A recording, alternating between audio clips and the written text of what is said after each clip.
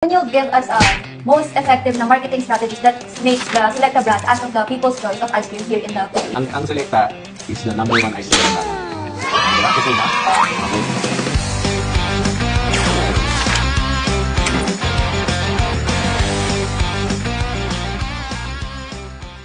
Ako po si Bindoy Baltasar. 30 years na ho ako sa Unilever. Ang current position ko is Managing Director and CEO of the joint venture ng Unilever at saka ng RFM, yung Selecta. Ngayon po kasi may mataas po yung mga price ng bilihin, may inflation po. So, ano pong nagiging epekto po nun sa pricing strategies po ng Selecta products? Meron kaming product sa iba-ibang price point.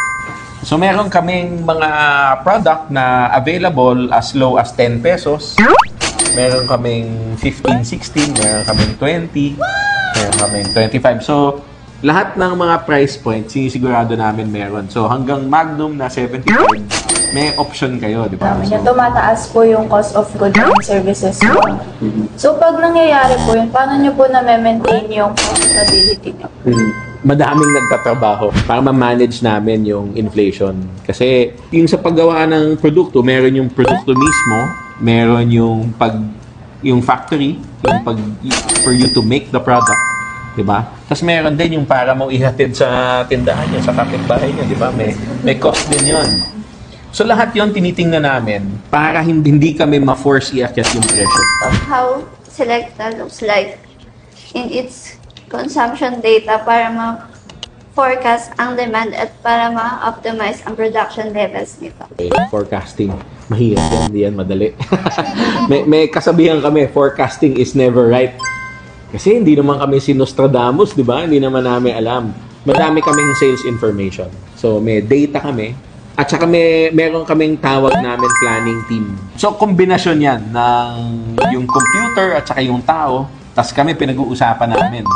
Yung sinabi niyo po kanina is there are time na low po yung demand. So ano po yung mga strategy niyo po na to survive that kind of situation po? So ang negosyo talaga, may mga challenges yan minsan, di ba? Ang pinaka-importante kasi naintindihan mo yung customer mo. And then kailangan mong malaman, ang tawag ko doon, role of the product.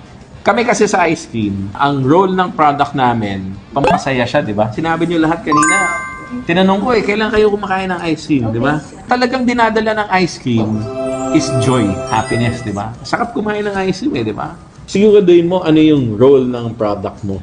Minsan, functional. Meron kang pwedeng biling pagkain para mabusog ka. Functional yon. Meron din emotional. Sobrang sarap. Kahit na medyo stress ako, saya na ako pag kumain ako, di ba? So, Can you give us a most effective na marketing strategies that makes the Selecta brand as of the people's choice of ice cream here in the Philippines? yun, maganda yan. Ang Selecta is the #1 ice cream ng bayan. Di ba? Totoo ba? Unang-una, iniintindi namin ang consumer or ang shopper, di ba? Ano bang gusto nilang ice cream? Anong occasion yung babagay dun sa ice cream para both yung functional, emotional ma-address namin. In fact, ang produkto namin, ang tawag doon, birthday ice cream. Di ba? So, sinasabi namin, pag may birthday kayo, magandang mag-ice cream. Tapos yung ice cream namin, affordable, 99, tatlong flavor.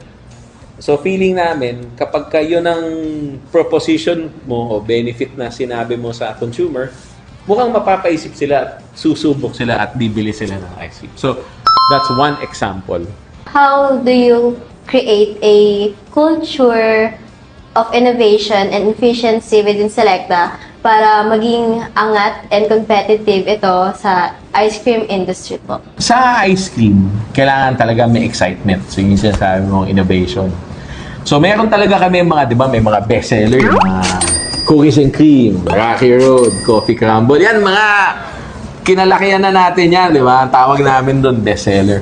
May mga iba naman, pinag-uusapan sa social media. May tawag namin doon, trend spotting. So may ganon. Tinitingnan namin, o ano yung pinag-uusapan ng tao, baka pwede tayo gumawa ng flavor na patok yung pinag-uusapan. Narinig nyo ba yung may Biscoff Speculous? Di ba? Lumalabas yun. Daming nagpa-post, di ba? Yung parang spread. Yes. Maglalabas kami ng Speculous ng etong Pasko. Oh, available na yan. Pwede nyo nang bilhin.